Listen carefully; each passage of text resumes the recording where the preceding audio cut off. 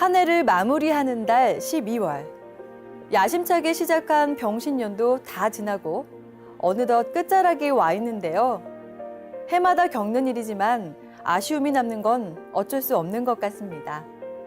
한 해 마무리 잘 하시고 다가오는 새해에도 시청자 여러분 가정에 좋은 일만 가득하길 바랍니다. 후천개벽과 상생의 소식을 들려주는 TV로 보는 월간개벽. 신시기천 5913년, 단군기원 4349년 12월호입니다.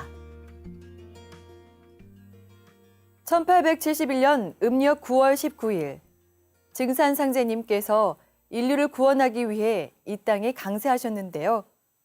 상제님이 지상에 강세하신 배경에는 동서양 성자들의 숨은 공덕이 있었습니다. 서양의 마테오 리치 신부님도 그중 한 분인데요. 그는 중국에서 유교를 비롯해 불교, 도교를 공부하면서 동양에서 이미 하나님을 신앙하고 있었다는 사실을 알게 됩니다. 나아가 자신이 믿는 천주님이 곧 상제님임을 깨닫고 천주님의 참 의미란 뜻의 천주시리를 저술했습니다. 세계 최초로 동서지구촌의 환하님간을 통일한 것이죠. 상제님께서는 이마두가 원시의 모든 신성과 불타와 보살들과 더불어 인류와 신명계의 큰 거백을 구천에 있는 나에게 하소연하므로 내가 이를 차마 물리치지 못하고 이 세상에 내려오게 되었느니라 라고 하셨습니다. 상제님께서 이 땅에 강세하시게 된 배경에 이마두 신부님의 숨은 공덕이 있다는 것입니다. 인류 역사를 통해서 인류를 위해 가장 공헌을 한 사람이 마테오 리치 신부다 라고 하신 태상 종도사님 말씀 묵상하겠습니다.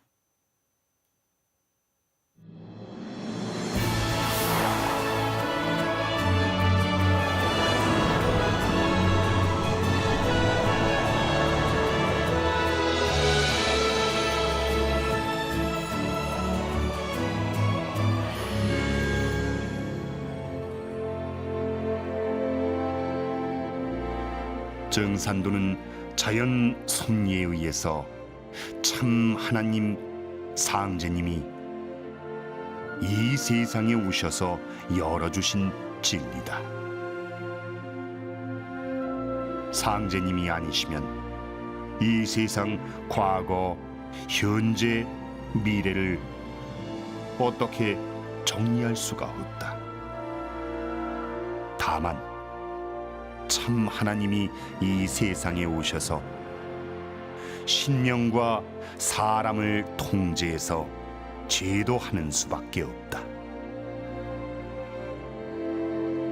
상식적으로 생각해 볼 때도 천계, 지계, 인계, 우주 만유를 통솔해서 통제할 수 있는 절대적인 권위를 지닌 상제님이 아니라면 아무런 방법이 없을 것 아닌가.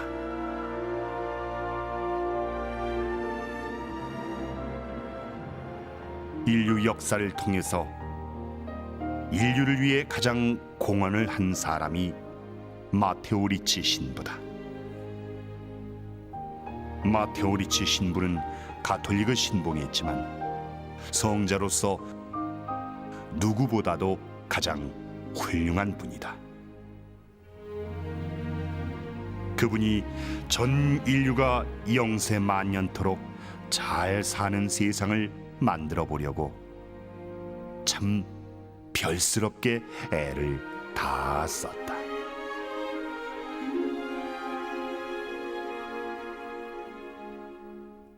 죽어 천상에서도 가진 애를 다 써봤지만 도저히 어떻게 해볼 재주가 없다. 그래서 동서양 신성 불보살들을 전부 거느리고 참 하나님 상제님께로 갔다.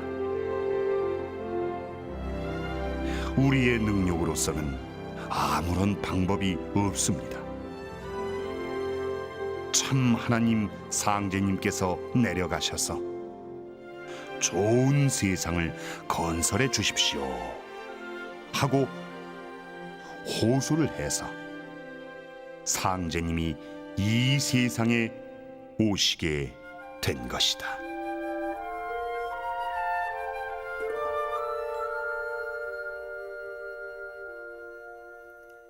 태울주는 심령과 혼백을 안정케 하여 성령을 접하게 하고 신도를 통하게 하며 천하창생을 건지는 주문이니라.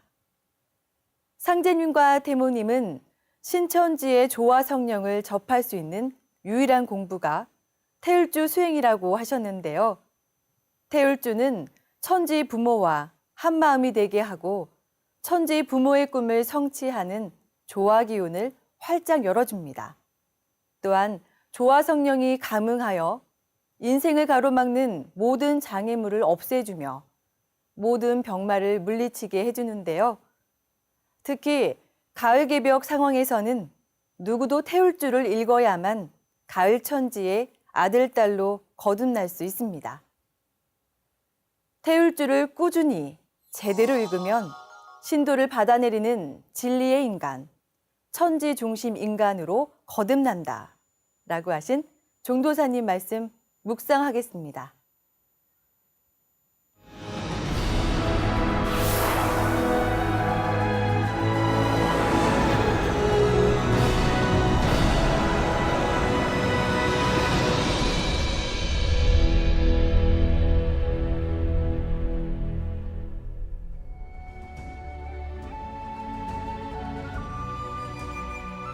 증산 상제님께서 천지의 모든 약기운을 태울주에 붙여놓으셨다. 이 태울주는 천지 수기를 저장하는 주문이다. 인간 생명의 원천적 근원, 우주의 태극수를 우리 몸에 축장하는 것이다. 태울주를 읽으면 수명이 길어진다. 태울주를 꾸준히 제대로 읽으면 몸이 건강하게 바뀌고 영대가 크게 열려서 신도를 받아내리는 진리의 인간, 천지 중심 인간으로 거듭난다.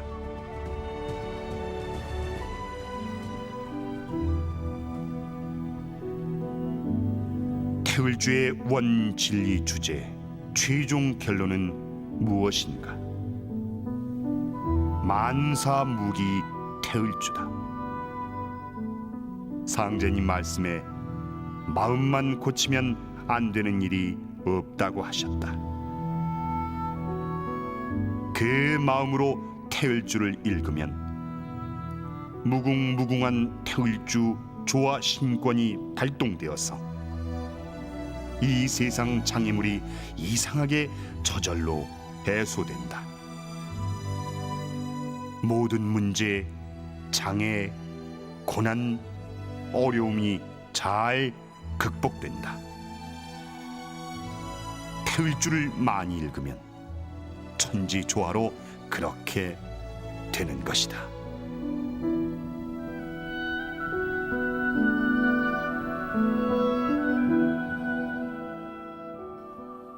월간 개벽은 도운을 비롯해 신앙과 진리, 시사, 문화, 정보, 역사 등 다양한 내용을 다루고 있는데요. 이번 시간에는 12월호에 실린 주요 내용을 이재국 도생을 모시고 살펴보겠습니다. 도생님 안녕하세요. 네, 안녕하세요. 이번 달 진리를 만나는 기쁨에서도 많은 도생님들의 사연이 소개됐죠? 네, 그중에서 구리수택도장 권재남 도생님의 사연을 소개해드리겠습니다. 권 도생님은 1990년대 초반 우연히 이것이 개벽이다 책을 선물 받고 서울에 있는 도장에 방문했다고 합니다. 하지만 가정생활에 쫓겨 잊고 지냈는데요. 그럼에도 막연히 인간으로 태어나서 진정으로 성공하는 길이 무엇일까에 대해 고민하며 살아왔다고 합니다. 네, 진리의 맛을 한 번 보면 쉽게 잊혀지지 않죠. 우연히 상제님 진리를 만났지만 참된 성공에 대해 고민한 것을 보니 그분도 진리를 찾아왔던 분인가 보군요. 어떻게 상제님 진리를 다시 만나신 건가요? 몇 해 전에 우연히 상생방송을 접하게 된 것인데요. 20년 전에 읽었던 이것이 개벽이다 책 내용이 나오는 것을 보고 내심 놀랍고 반가워서 계속 보게 됐다고 합니다. 그러면서 태울주를 암송하고 다녔는데요. 어느 순간 태울주의 조화 기운이 느껴지면서 힘든 일도 아주 쉽게 하게 되더랍니다. 그 모습에 본인뿐만 아니라 주위에서도 놀라움을 금치 못할 정도였다는데요. 그러던 어느 날 점심을 먹은 후 잠시 휴식을 취하던 중에 신비한 체험을 했다고 합니다. 어떤 체험을 하신 거죠? 비몽사몽간에 아득히 먼 허공에서 옥색 옷을 곱게 입으신 어떤 여성분이 운거를 타고 도생님 집 주차장에 내려오셨다는데요. 그분이 다가와서 자신을 한번 쳐다보더니 주변을 시찰하듯이 살피고 호련히 밖으로 나가셨다고 합니다. 또 한 번은 남편이 약을 잘못 먹어 정신이 혼미해졌을 때 운장주를 읽어 치유한 적도 있었고요. 네, 신비한 체험을 하셨는데요. 하지만 상제님께서는 올바른 공부 방법을 모르고 시작하면 남법의 구렁에 빠지게 되느니라 라고 하시면서 먼저 바른 공부 방법을 배울 것을 당부하지 않았습니까? 네, 그렇습니다. 권도생님은 상생방송에서 도장에서 태울주를 올바로 배워서 읽어야 된다는 이야기를 듣고 도장에 방문했는데요. 도장에서 상제님 진리를 정식으로 공부하면서 태울주 도공 수행을 했습니다. 그 과정에서 금색 옷을 입은 동자들이 금색 시소를 타고 노는 모습을 봤는데요. 이런 여러 체험을 하면서 태울주와 운장주, 칠성경 주문에 담긴 성령의 조화를 느꼈다고 합니다. 긴 시간을 돌아 상제님을 신앙하고 계신 권재남 도생님께서 조상님의 은혜에 보은하는 신앙인이 되시기 바랍니다. 그럼 다음 소식 전해주시죠. 네, 다음 소식은 전국 및 해외 도장 도생님들의 태울주 수행과 도공 수련의 신비한 체험을 소개하는 태울주 천지조화 문화를 연다인데요. 이번 호엔 지난 10월 미국 뉴욕의 뉴라이프 엑스포에 있었던 태울주 천지조화 체험담이 실렸습니다. 뉴라이프 엑스포는 10월 21일부터 23일까지 3일에 걸쳐 뉴욕에서 열렸는데요. 증산도에서도 이 행사에 참여해 현지인들에게 태울주의 천지조화를 체험하게 해주었습니다. 외국인들이 느낀 태울주의 천지조화는 어땠는지 궁금한데요. 네, 린다 워렌이라는 분은 백회와 종아리 등 몸의 여러 부위에서 기의 움직임을 느꼈다고 하는데요. 머리에서 발끝까지 몸 전체가 백회와 연결된 것 같았다고 합니다. 또한 몸이 빛으로 밝아지면서 치유되는 것을 느낄 수 있었는데요. 제3의 눈이라는 인당이 각성되면서 자줏빛과 하얀 빛깔의 빛이 소용돌이 쳤다고 합니다. 행사에 참석했던 분들이 평소 수행과 영적 세계에 관심이 많았던 분들이라 그런지 체험한 것이 구체적이네요. 네, 조애나 그린도 그런 분 중 한 분인데요. 행사장에서 강의를 듣고 있었는데 자리를 뜨지 말고 그 다음 강의까지 들으라는 영적 목소리가 들렸다고 합니다. 그래서 증산도에서 주최한 강의에 참석하게 된 것인데요. 강의를 듣고 곧바로 증산도 부스로 찾아가서 신유를 받았습니다. 세포 하나하나가 황금으로 가득 채워지고 금색 문 안에 들어가 영적 스승들에게 가르침을 받는 체험을 했습니다. 그런데 그녀가 영적 목소리를 들은 것은 이뿐만 아니라고 합니다. 바로 지난 10월 29일에 열린 동방 9천년 역사문화의 정수와 천지조화 태울주 콘서트와 관련된 것인데요. 뉴라이프 엑스포에 참가하기 전에 수행을 하던 중 10월 29일 뉴욕에서 큰 행사가 있을 예정이고 거기에 반드시 참여해야 한다는 음성을 들었다고 합니다.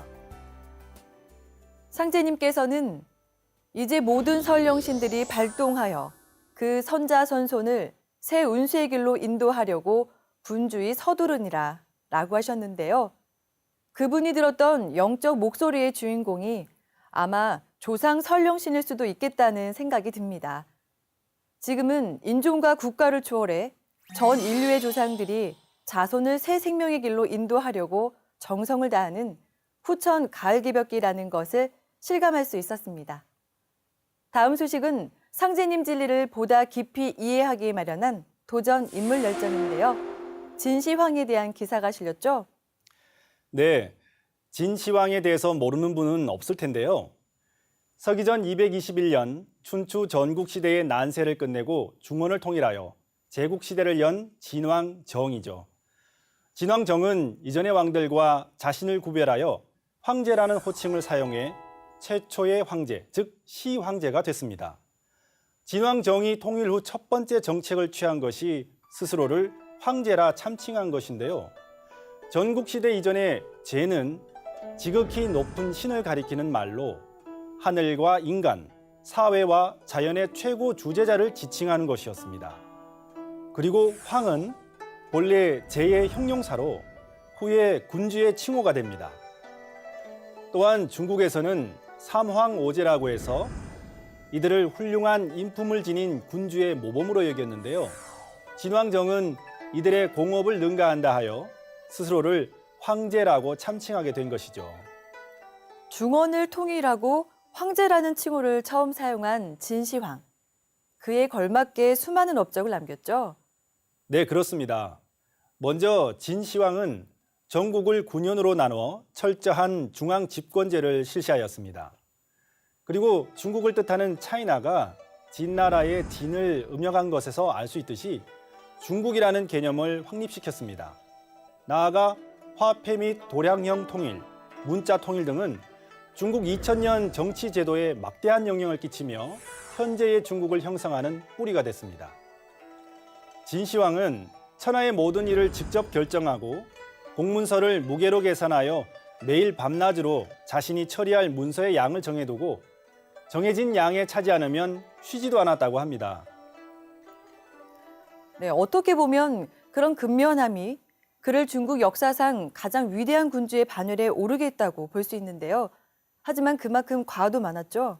네, 그 중에서도 통일 이후에 덕을 바탕으로 한 인정을 펼치지 못해 민심을 잃은 것이 가장 크다고 할 수 있습니다. 통일을 이루고 난 후 이를 지속적으로 지키는 정책을 수립하지 못한 것인데요. 통일 후에도 전쟁 시기와 변함없는 방식으로 모든 일을 처리하고 다양한 관계의 이견을 조정하는 데 힘쓰지 않은 것이죠.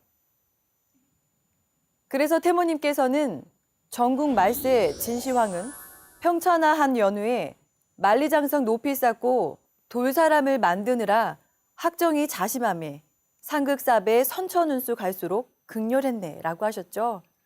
네, 태모님 말씀처럼 진시황은 북으로는 만리장성 건설을 위해 30여만 명의 백성을 동원했고 남으로는 백오를 정벌한 후 오령을 수비하는 데 50여만 명을 파병했습니다. 아방궁 건립과 여산의 능을 건설하는 데에는 70만 명을 징벌하는 등 당시 인구의 10분의 1에 해당하는 200만 명에 달하는 백성들이 국가의 노역에 종사했습니다. 또한 진나라 법의 가혹성은 역사상 보기 드물 만큼 백성들의 민생을 돌보지 않고 잔혹하게 억압했는데요. 결국 진시황의 이런 잔악성으로 인해 백성들이 봉기하면서 진나라는 결국 멸망하게 됩니다. 시대는 영웅을 낳고 영웅 또한 시대를 만든다고 하죠. 중원을 통일했지만 백성들을 억압하면서 폭군이라고도 불리는 진시황. 그러나 지금의 중국인들이 항상 염두에 두는 통일의 관념을 최초로 구체화시킨 인물이 진시황이라는 점에서 우리는 그에 대해 재평가해야 하지 않을까요? 도생님, 다음 소식 전해주시죠. 네, 다음 소식은 지구촌 문화의 상생과 공존을 모색하기 위해 마련된 세계 지역 문화 탐방인데요. 이번 호엔 방글라데시가 소개됐습니다. 네, 방글라데시 하면 세계에서 인구 밀도가 가장 높은 나라라고 하죠. 그리고 세계 최빈국 중 하나이기도 하고요. 네, 방글라데시의 인구 밀도가 높은 이유는 국토 전체가 벵골만에 접해 있는 삼각주여서 인구 부양력이 높은 벼농사에 최적화됐기 때문입니다. 경제에 있어서도 영국에 의한 식민지 경제 구조로 출발한 탓에 전형적인 저개발 농업국가의 구조를 벗어나지 못하고 있는 실정입니다. 방글라데시 경제의 틀이 영국 식민지에서 출발했다고 했는데 방글라데시의 역사에 대해서도 간략히 소개해 주시죠. 네, 방글라데시는 20세기에 들어 인도에서 갈라져 나온 국가로 인도와 그 역사를 공유하고 있는데요. 불교 문화가 융성했던 인도 대륙왕조 시대를 거쳐 12세기에 아랍 상인들이 이슬람 문화를 전파하면서 벵골 동부에 무슬림이 다수를 차지하게 되었고 13세기에는 이슬람 왕조가 수립됐습니다. 이후 무굴 제국의 지배를 거쳐 18세기 중엽부터 영국의 식민 지배를 받다가 1947년 동파키스탄으로 독립을 했는데요. 다시 현재의 파키스탄인 서파키스탄과 유혈 전쟁을 벌인 끝에 1971년 방글라데시로 분리 독립을 달성하게 되죠. 그렇게 힘들게 독립을 달성하긴 했지만 지금도 정치, 사회, 경제적으로 상당히 불안하다고 들었습니다. 네, 그 때문에 방글라데시는 지금 정치 안정을 이루기 위한 노력과 함께 외국 원조에 의존하는 저개발형 경제 구조의 혁신을 이루기 위해 경제 개발 계획을 실시하고 있습니다. 점차 안정적이고 지속적인 발전이 가시화되고 있고요. 그런데 도생님은 동방의 등불이란 시를 쓴 타고르에 대해 알고 계신가요? 네, 잘은 모르지만 인도의 시성으로 그가 쓴 동방의 등불은 일제식민 통치라는 암흑 속에서 신음하던 우리 민족에게 과거의 영광을 되찾고 다시 빛을 발하게 되리라는 희망의 메시지를 담은 시로 알고 있어요. 네, 인도의 시성으로 알려진 타고르가 사실은 방글라데시 사람입니다. 타고르처럼 방글라데시 사람들은 시를 사랑하고 행복 지수가 가장 높으며 모국어인 벵골어를 지키기 위해 삶의 희생도 감수하는 민족성을 지니고 있다고 합니다. 현재 우리나라에는 방글라데시에서 오신 분들이 많이 있는데요. 벵골 민족 중심의 문화적 동질성을 기반으로 더 나은 미래를 향해 전진하고 있는 방글라데시의 현재와 미래를 만나보시기 바랍니다. 이재국 도생님, 지금까지 월간 개벽 주요 소식 소개해 주셔서 감사합니다. 네, 감사합니다. 다음 시간에 더 알찬 소식으로 찾아뵙겠습니다.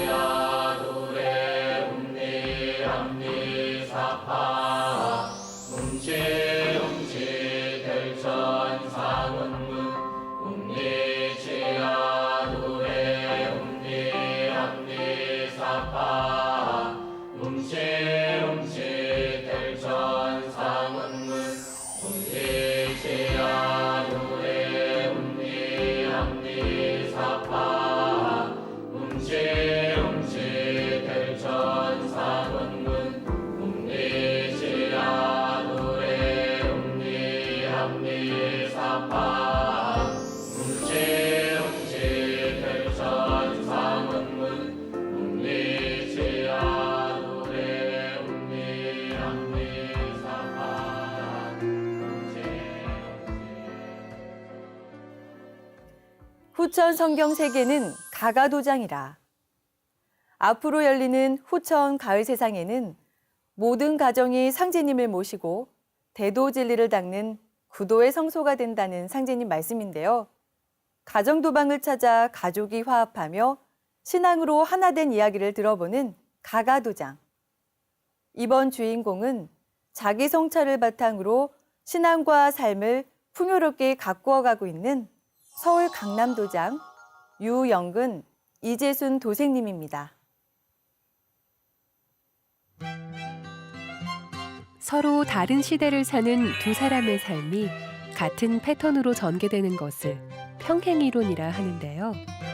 오늘 이야기의 주인공인 부부는 서로 다른 공간에서 성장했지만 삶의 패턴이 꼭 닮아 있습니다. 유년 시절 성장 과정을 비롯해 신앙을 만나는 과정에서도 말이죠. 신앙을 잘하기 위해 두 사람이 만나 한 가정을 이룬 후에는 더욱더 서로를 닮아갔는데요. 서로에게 좋은 영향을 주며 가가도장의 성장을 이루어가고 있는 서울 강남도장 유영근, 이재순 도생님을 만났습니다. 안녕하세요. 저희는 서울 강남도장에서 신앙하고 있는 가족입니다.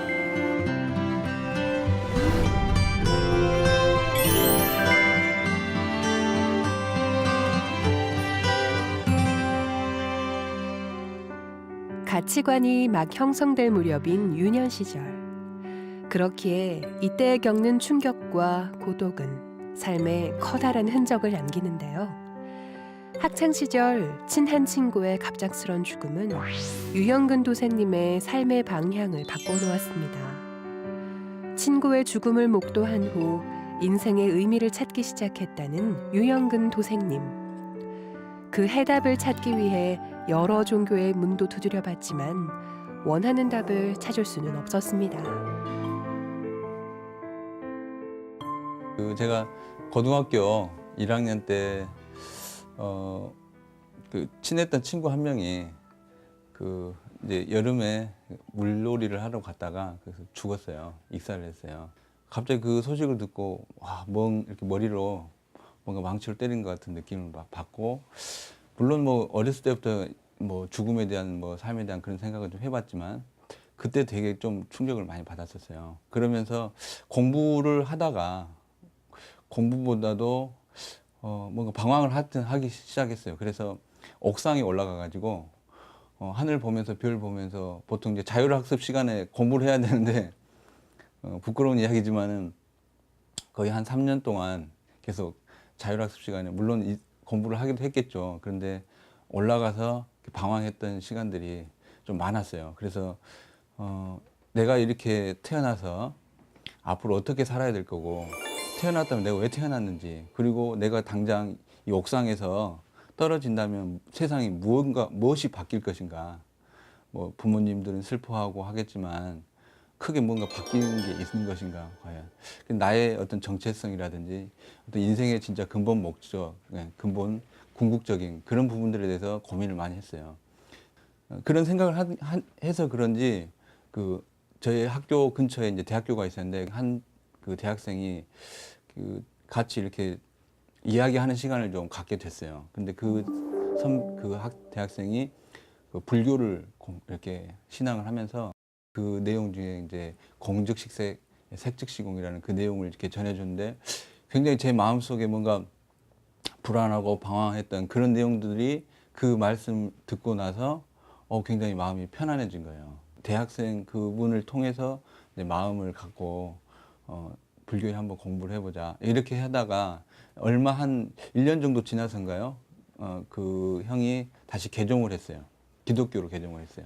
그렇게 기독교로 개종하면서 저도 같이 공부를 좀 해보겠습니다. 그렇게 해가지고 교회에 나갔는데, 교회에 나가서 찬송가 부르고 하는 건 너무너무 좋았어요. 마음속에 있었던 그런 것들이 부르면서 노래를 부르니까 굉장히 정화되는 느낌, 그런 게 너무 좋았고요. 또 같이 하는 친구들이 착한 친구들이 많았어요. 그리고 봉사도 많이 하고요. 그래서 인간적으로 너무너무 좋았어요. 그런데 진리적인 면에서 내가 찾고자 하는 그 이상적인 어떤 전체 우주의 그런 진리의 차원에서 볼 때, 제가 생각했던 그런 차원에서 볼 때는 아니라는 부분들이 좀 느껴졌어요.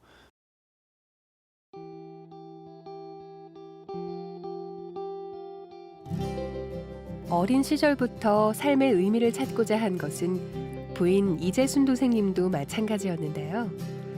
사랑을 듬뿍 받아야 할 어린 시절, 부모님과 떨어져 지내면서 끝없는 고독을 느낀 이재순 도생님.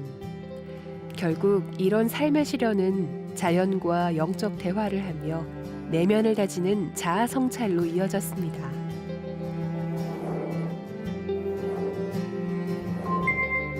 어떻게 보면 이제 친구들은 보면 이제 이렇게 힘든 일 있으면은 엄마 아빠한테 이렇게 전화도 해가지고 응석 부리잖아요. 이제 저는 그런 게 없었어요.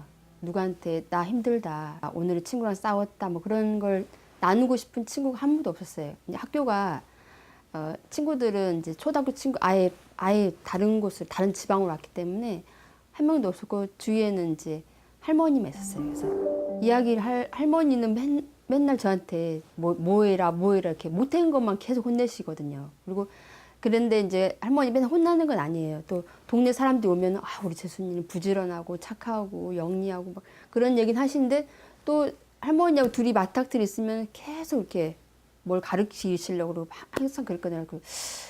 너무 힘든 거예요. 그런 것들이. 그래서 방황을 좀 많이 했어요. 그리고 호수 같은데 뭐 이렇게 가가지고 이제 괜히 물 바라보면서 앉아 있으면서 죽음과 삶에 대해서 많이 고민했어요. 중학교 때부터 저는. 그리고 정말 사는 게 옳은 건가, 이게 죽어야 되는 거, 살아야 되는 거 그러면서 하늘 이렇게 구름 같은 걸 많이 대화해서 구름 속 그러면서 어느 날 문득 이런 생각 들더라고요. 구름 속에 이제 꼭 저 구름 저 끝에서 우주 저 끝에서 나를 누가 이렇게 지켜보고 있는 것 같은 그렇다고 해서 기독교에서 말하는 그런 하느님은 아니고 그런 예수님 하느님은 아니고 그 뭔가 영적으로 딱 연결되어 있는 그런 느낌이 있었어요. 그래서 나는 아무래도 하느님이 딸인 것 같다. 그래서 난 하느님 딸이라 생각하면서 대화를 막 했던 것 같아요. 구름 속에 그 멀리 있는 우주 끝에서. 그러면서 이제 어떻게 살 것인가 막 그런 고민을 많이 했던 것 같아요. 그래서 나는 책이라도 많이 읽자. 그렇게 해가지고 서점을 이제 돌아다녔었거든요. 그때는 이제 쉬는 시간이랑 이렇게 1시간씩 쉬는 시간 있거든요. 그리고 쉬는 시간 돌아다니면서 혹시 이 책 중에서 뭐 이렇게 하나로 이렇게 모든 걸 통합된 책이 나오지 없을까? 제대하고 나서 친구가 고등학교 친구죠. 고등학교 친구가 이것이 개벽이다 책하고 월간 개벽을 저에게 주었어요. 그래서 한 달 정도 해서 다 봤고요. 월간 개벽도 이렇게 재밌게 봤어요. 그 친구가 한 4-5번 정도 진리적인 이야기들을 이렇게 했는데 일단은 뭐 와닿는 이야기도 있지만 지금 제 머릿속에는 오직 지금 성공에 대한 거, 돈에 대한 거 이거밖에 없었기 때문에 막 들어오진 않았어요. 그런데 이것이 개벽이다 책을 보니까 이제 앞으로 엄청난 대변혁이 일어난다는 그런 내용들을 이제 접했기 때문에 과연 앞으로 이런 일들이 벌어질까? 설마 저는 그랬어요. 근데 어느 날 TV를 보니까 뉴스에 9.11 테러, 제가 생각했던 미국, 이건 초강대국, 세계에서 가장 강한 나라, 그리고 그 중심지 뉴욕, 세계 경제 중심 뉴욕의 그것도 쌍둥이 빌딩이 무너졌다는 거예요. 이거는 정말 표현을 뭐 경천동지할 만한, 제가 정말 지금까지 생각했었던, 살아왔을 때 이건 정말 상상도 할 수 없었던 그런 일이었어요. 그런 일들이 벌어지면서 이거는 정말 이것이 개벽이다 있는 내용대로 이거 개벽과 같은 상황이 아니라면, 개벽의 전조가 아니라면 이런 일들이 벌어질 수가 없다. 그렇게 하면서 완전히 생각을 바꾸게 됐어요. 삶의 근본적인 질문에 답을 찾지 못해 공허함을 느꼈던 학창 시절. 부부는 이 시기에 진리책을 만나며 답을 찾았습니다. 인생의 목적을 찾으면서 삶은 제 방향을 잡게 되었고, 이는 도장에서 보직을 맡아 봉사하는 삶으로 이어졌습니다.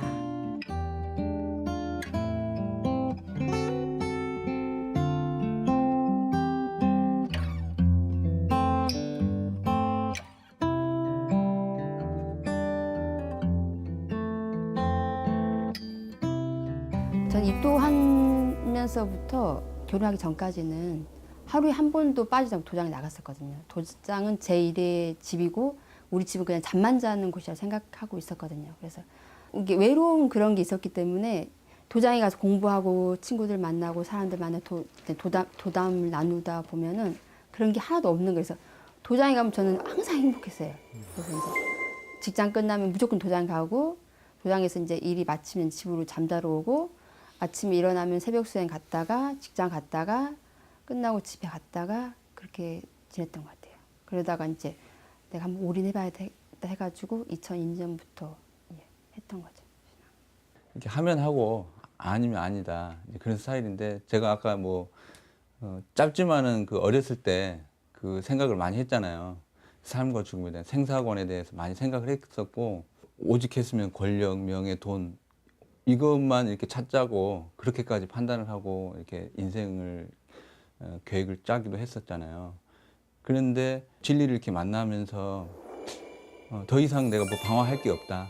예, 어차피 주어진 삶, 이 인생을 정말로 봉사하면서 내가 가지고 있는 이 몸을 가지고 상대님께서 저에게 주신 이 생명을 그 은혜에 내 몸으로 다른 사람들을 위해서 사는 그런 삶으로 살아야겠다. 그렇게 해서 뭐 크게 어렵진 않게 그냥 당연히 그렇게 살아야겠다. 이제 강남도장에 발령을 받고 갔는데, 근데 그동안 제가 생각해왔던 신앙을 더 잘할 수 있는, 앞으로 봉직을 더 잘할 수 있는 그런 배우자를 이렇게 이상형 그걸 생각해왔었는데 가보니까 바로 있더라고요. 그래서 마음속에는 아, 참 괜찮은 사람이다. 그렇게 하면서 서로 더 열심히 신앙을 하고 앞으로 하도록 같이 하면 어떻겠냐. 그렇게 해서 이렇게 결혼하게 된 것 같아요, 저는. 입도하면서부터 결혼하고 신앙 이게 가정도장 이루고 싶었어요. 왜냐면 제 친구도 가정도장 이루고 가가도장 이루고 이제 있으니까 그런 모습 너무 이제 좋아 보였어요. 같이 부부 같이 신앙하는 게 아, 나도 저렇게 해야겠다. 그래서 끝까지 가려면은 신앙 좀 잘하는 사람 해야 되지 않겠냐. 그러다가 이제 뭐 결혼 얘기를 하더라고요. 그래서 미쳤다고. 제가 처음에 나이도 차이나 그러니까 좀 앉았네. 미쳤다고 막 그러면서 말도 안 되는 소리 하지 마시라고 막 그랬었거든요. 막 이게 안 들은 것처럼 이렇게 했었어요. 길을 닫아버렸죠. 그래가지고 그렇게 막 고민하다가 계속 결혼을 막 디시전 하니까 안 되겠다. 그럼 내가 한 100일 정성수행 해봐야겠다. 100일 정성수행을 했어요. 그랬더니 그래 결혼하고 열심히 하자. 그래서 이제 그러면 이제 이분한테 물어봤어요. 그 당시에 이제 그러면 나랑 정성수행 21일 동안 한번 해보자. 21일 정성수행 같이 했어요. 도장에서. 직장 끝나고 나면 와서 하면서 하다 보니까 이제 21일째 되는 날이 저도 몰랐는데 생일이더라고요. 생일을 맞아떨어졌는데 그럼 결혼하자. 그랬더니 이제 그러면 결혼하면 뭐 어떻게 살 거냐 했더니 결혼만 해달래요. 저한테 먹을 건 다 자기가 벌어다 주겠다. 돈은 다 벌어다 줄 테니까 결혼만 해달라고 그러더라고요. 알았다. 그럼 결혼해 주겠다. 그랬더니 결혼하기 전에 이제 가끔 꿈에 이제 한 옷을 입은 이제 머리 쪽두리 하고 한 옷을 입은 분이 와가지고 저한테 이렇게 어서 오너라 하면서 이제 삼겹살도 구워주고 여기 어머니 모습이었거든요. 근데 실제로 이제 인사드리러 갔을 때 모습은 어머니가 아니 다른 분, 어머니 얼굴이 아니더라고요. 그러니까 조사님인 것 같아 이쪽에. 그래서 이제 그러면서 이제 몇 번 갔었던 것 같아요. 그래서 가가지고 이야기를 이제 어머니한테 말씀드렸더니 그랬더니 어머니가 시어머니께서 그런 이야기 하니까 조상에서 널 찾은 것 같다고 그런 얘기를 해주시더라고요. 그래서 아 그러냐고 그랬던 것 같아요.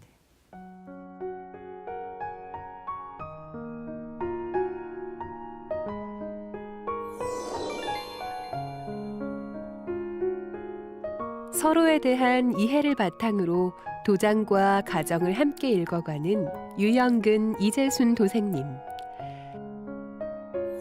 지금 살고 있는 집을 얻을 때도 기도의 힘이 컸다는데요. 유 도생님은 신앙을 더 잘할 수 있는 공간을 찾던 중 지금 살고 있는 아파트의 신축 현장을 보았습니다. 이곳에 가정도장을 마련하고 싶다는 염원을 담아 기도한 끝에 그곳이 실제로 가족의 보금자리가 되었습니다. 신앙을 더 잘해야겠다. 하여튼 그런 마음으로 집도 알아보고 했었어요. 근데 그 과정이 있었지만 그러면서 천도씩 이렇게 장을 보고 그러면서 여기를 지금 지나다녔죠. 지금 이 아파트. 네, 그런데 집을 이렇게 아파트 짓고 있더라고요. 그래서 근데 그냥 농담 삼아 제 집 짓고 있다. 제가 그랬어요. 우리 도생들한테도 그냥 저 집 짓고 있다고 좀만 기다리라고 제가 한번 초대하겠다고 그랬었는데 뭐 한 번, 두 번, 세 번 하니까 이제 다들 항상 저 집 짓고 있다고 도생님들도 저한테 얘기해주고 하면서 서로 웃고 그랬는데 근데 이게 시간이 가면서 느낌이 오더라고요. 아, 저 집이 내 집이 진짜 될 수 있겠다. 그 전에 집도 그 과정이 있었거든요. 그런 느낌이 있었거든요. 그래서 저 잘하면 내 집이 될 수 있겠다. 계속 그런 생각을 했어요. 분명히 더 신앙을 잘할 수 있고 가정도장을 더 잘 꾸릴 수 있는 그런 집이 될 수 있겠다.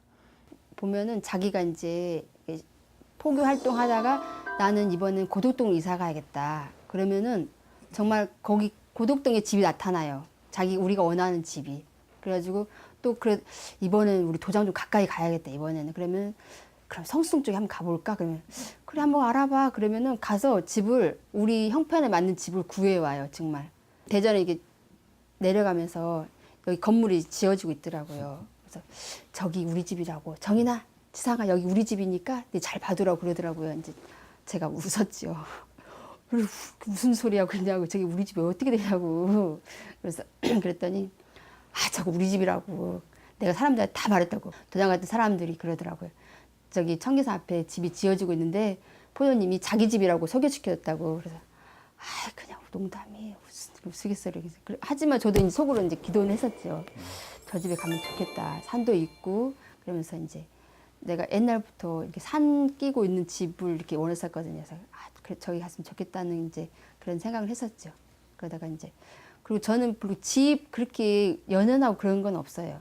그냥 나는 신앙만 하면 되거든요. 사실 말해서 나는 신앙만 하고 뭐 초가집이든 비닐하우스든 전 도장만 갈 수 있으면 항상 다 된다고 생각해요. 그래서 집에 연연하진 않지만 이제 애가 태어나니까 일단 뭐 조그만 돈이 들고 일단 나가는 돈이 적어야 되잖아요. 근데 어떻게 이 집이 되니까 정말 로또 맞은 것 같더라고요. 처음에 왔을 때는. 지금은 좀 살다 보니까 그런 거 하는데 처음에는 그랬어요.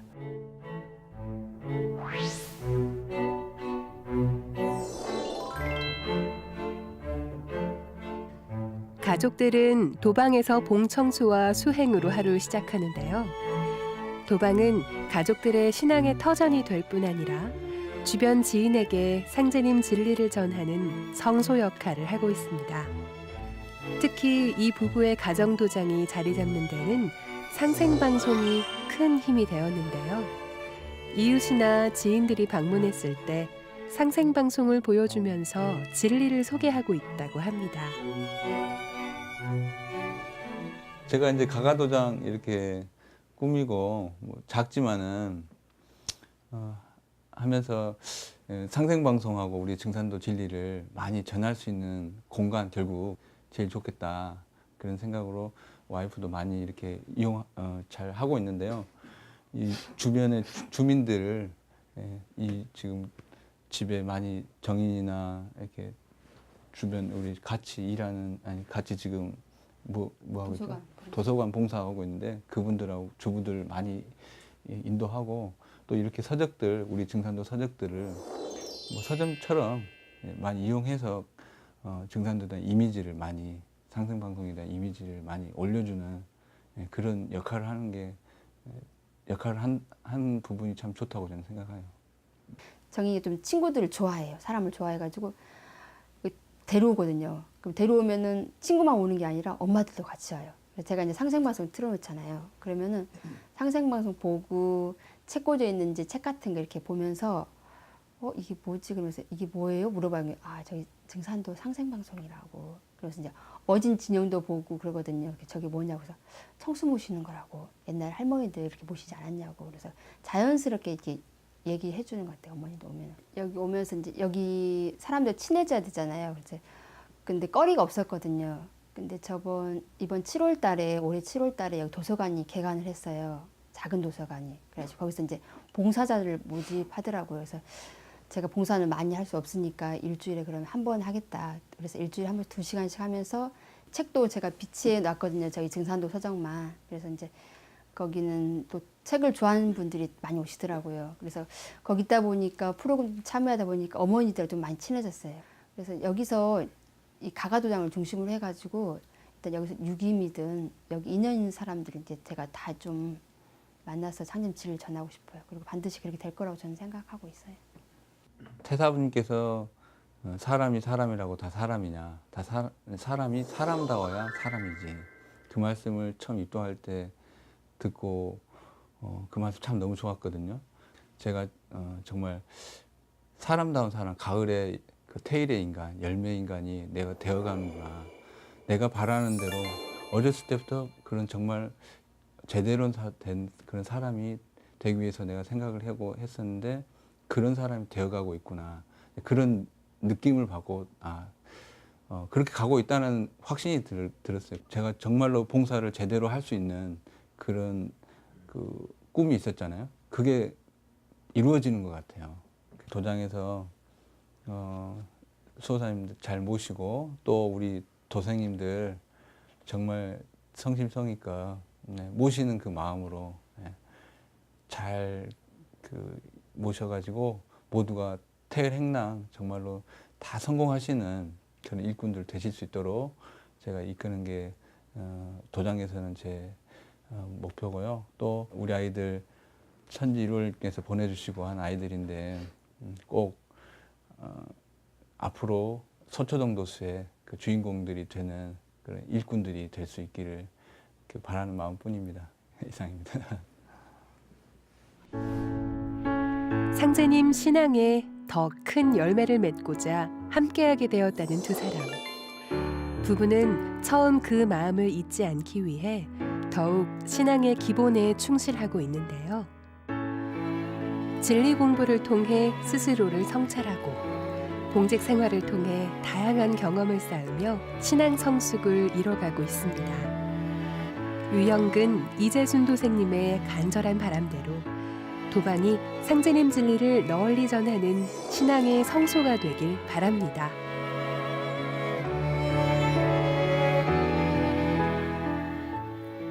지금 지구촌 곳곳에서는 상제님 대도 진리와 우리의 참 역사를 전하는 다양한 행사가 열리고 있는데요. 최근에 있었던 증산도 주요 소식입니다. 충절과 민주화의 성지 빛고울 광주. 지난 11월 13일 김대중 컨벤션 센터에서 동북아시아의 잃어버린 문화와 영성 문화를 되찾는 환단고기 북 콘서트가 성대히 열렸습니다. 광주에서 두 번째로 열리는 이번 북 콘서트에선 조선대 풍물단의 힘찬 공연을 시작으로 이용범 세계환단학회 회장, 박석재 전 천문연구원장 등 많은 내빈들의 축사가 이어졌는데요. 환단고기 역주자이신 안경전 종교사님은 왜곡된 동방시원 역사의 진실과 고대 백제의 역사 정신을 정리해 주셨습니다. 또한 동학과 신교 문화의 중심 주제를 비롯해 일본으로 건너간 고대 대륙 백제의 역사 문화를 입체적으로 밝혀주셨습니다. 동북아시아의 잃어버린 문화와 영성 문화를 되찾는 환단고기 북 콘서트를 통해 온 국민이 역사를 바로 이해하고 나라를 바로 세우길 희망합니다. 오는 12월 21일 정유년 새해 천지 기운이 태동하는 동지를 맞아 증산도 교육문화회관 태일궁에서 동지체성이 성대히 봉행됩니다. 1년 중 밤이 가장 긴 날 동지. 일양이 시생이라 하여 새해의 한점 양기운이 처음 발동하는 날인데요. 전 세계에서는 이날 생명력과 광명이 부활한다고 생각해 축제를 열어 기념해 왔습니다. 밝고 희망찬 정유년을 여는 동지치성에 뜻있는 분들의 많은 참석 바랍니다. 지난 11월 22일 서울 백범기념관에서 2016 개천 가요제 작곡 공모전 시상식이 열렸습니다. 잃어버린 한민족의 뿌리 역사를 되찾고 인류 시험 문화의 참 모습을 널리 알리기 위해 실시된 공모전에는 많은 음악인들이 참여했는데요. 한민족의 웅대한 홍과 9,000년 광명의 역사를 노래하라를 주제로 대한민국의 참 역사와 정신 문화를 담은 창작곡이 다수 출품됐습니다.